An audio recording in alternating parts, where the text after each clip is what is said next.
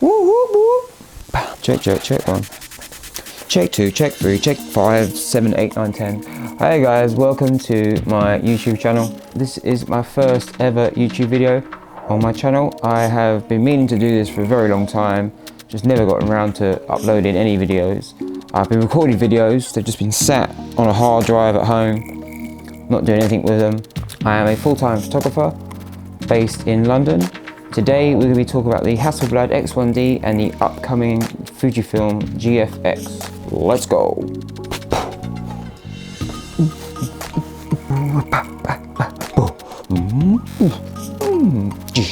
Okay, right, so Hasselblad X1D. So last September, what happened? I went down to Bournemouth to a camera shop that was releasing the Hasselblad X1D. At the time I was shooting Canon 5D Mark III and the Sony A7R II. So I was already pretty comfortable, but I was really interested in the whole medium format system. So I've driven down to Bournemouth, played with the camera, was really excited about it to the point where I actually ordered it, or placed an order for the camera. So here's a little bit of footage from back then.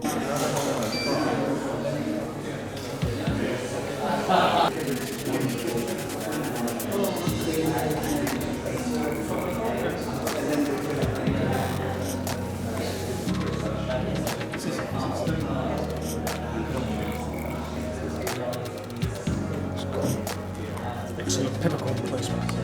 Thank you very much. I practiced that. Thank you.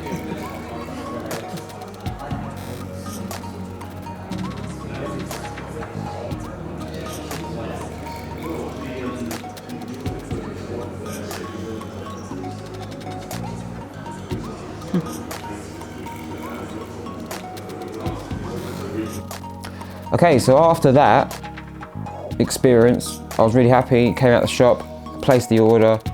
They said around 5 to 6 weeks I should get the camera. I was really excited, so I couldn't wait.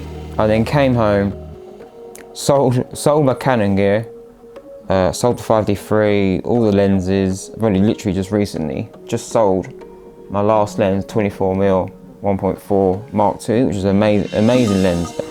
So right now, this is the last of my Canon lenses, just about to sell it. I'm just going out to the post office to ship it off. Amazing lens, but sold that. So I have no Canon gear left now. 3 or 4 weeks have passed into the 6 weeks. I've got an email and it said, oh hi, we're not actually going to be shipping the Hasselblad till February 2017. And I was just like, what? It's like, I'm going away on my trip in a couple of weeks. You guys said that I could get it before, like it'd be here with me before I went away. I've got a big trip coming up and I want to capture the best like negative file I can, like the best digital file I can. And obviously I just sold my Canon gear, so I didn't have I didn't have my 5D anymore. I just had my Sony A7R II. So I was kind of annoyed at that. I mean, like the whole customer service from Hasselblad wasn't great. I have to admit, it wasn't that great.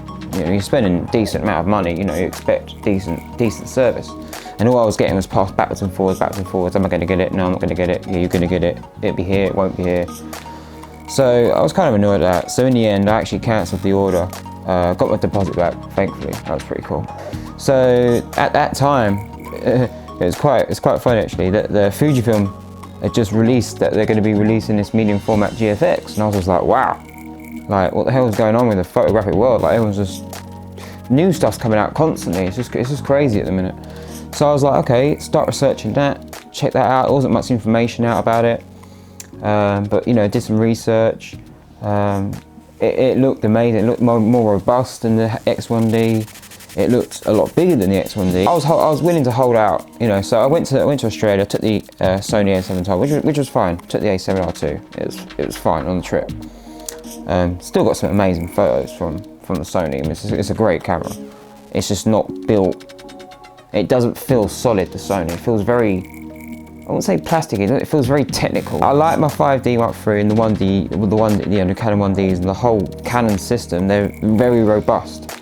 But the Sony is just very, I mean, I've got used to it. It's okay now, but at the start you're like, this does not make sense. You're going through like, what, that shouldn't be there. But you know, I love the Sony. I'm not dissing Sony, I love Sony. Fast forward today, to now, like the end of February. there is an event coming up, a GFX launch event in London at Calumet in Drummond Street.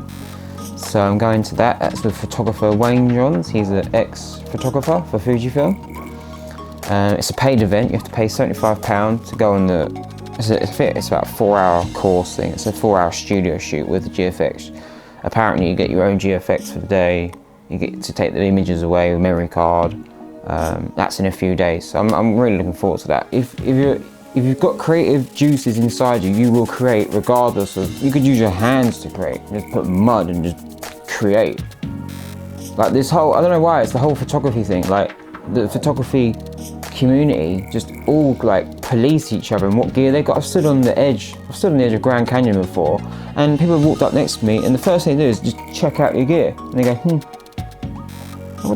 what's that about? Like, do you reckon they did that back in the day? Like, oh, Dave down the road's got a gold-plated paintbrush with horsehair with a titanium handle.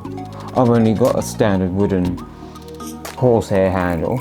Like, I don't know why everyone just compares each other, compares what they've got with each other. Like, if I am a creative person, it doesn't matter what's in my hand. So a camera is just another tool that I use to create, whether it be an XD2, APS-C size sensor. It doesn't matter what size sensor it is. I mean, just because this medium format mirrorless is coming out, nothing's going to change. If you've got no creative inside you, you're still going to take crap photos. But like, even if you get like this medium format camera now, the GFX or the X1D Hasselblad, if you haven't got that urge, like the desire to create, you won't. It doesn't matter what tool you have. I've been shooting, I shoot videography since like 99, 2000s. Easily, I've got footage from year 2000 and 99. It's a view cam. It's a Sony view cam, it's like this big.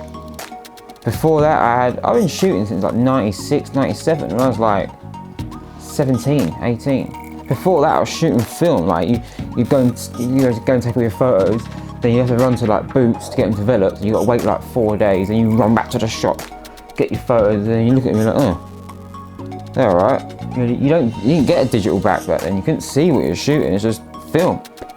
Like now, the kids they just snap it on their phone and can instantly see what they've got. Now mirrorless, you instantly see what you've got, your exposure, your white balance, instantly before you even take the shot. But people still machine gun, like this. Like, pick your shot, take your time, slow down. Like, you saw then how slow the X1D was, like focusing. It's not designed to do sports, that camera. It's not designed to, so there's no point in taking it out to a football match or a Formula 1 event. There's no point, it's not designed for that. That camera's not designed for that. It's designed to take your time, choose your shot, pick your focus, and snap. That's how I shoot now. I like to look at the landscape and, you know, wait for that and try and read the light. If I don't get it right first time, I haven't learnt my craft. It's testing my craft.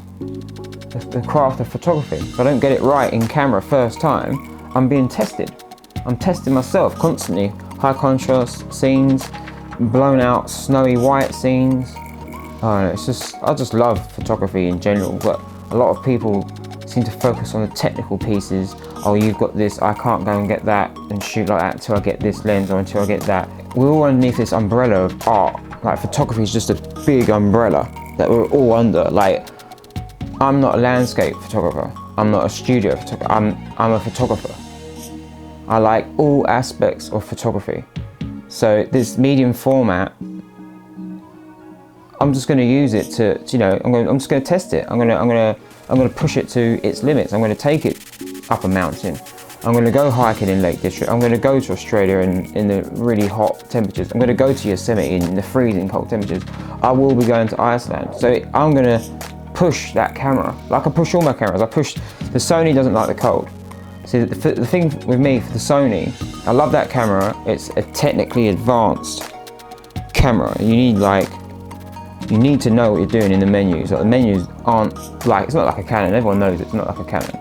They're all over the place. But once you get inside that system, you know where things should be. It's good. I mean, I can't fault the Sony. It just doesn't feel to me. I don't think I can go and do a day shooting in a studio with the Sony. For one, there's only like, I mean, I shoot tethered anyway, but sometimes I don't. There's only one memory card slot in the Sony. So until they bring out, you know, A7R3 or whatever they're gonna bring out, or the A9, or if there's rumors of the A9, I can't wait that long. Like, I shoot every day. So this medium format GFX, if I get it, I mean, we've got the event coming up in a few days. If I order it and I can get it soon, that'll be my main go-to camera for all the pro work that I do. The XT2 is just a beast of a camera. I use that behind the scenes, little snaps, going out for trips, you know, day trips with the wife and stuff like that. But yeah, the Sony, I don't know where that's sitting right now. Okay guys, that's it for today. If you like today's video, then click subscribe. It's my first video. I know there's not a lot to compare it to, but if you want to follow me and check out all my links and stuff, they're in the description below. Catch me in the next video, which should probably be on Friday. I'm going to be at the launch for the Fujifilm launch GFX in London. I'm pretty sure I'm going to order it. I'm looking forward to that new experience. So yeah, that's it for today guys. Thanks for watching. I'll catch you in the next one. Peace.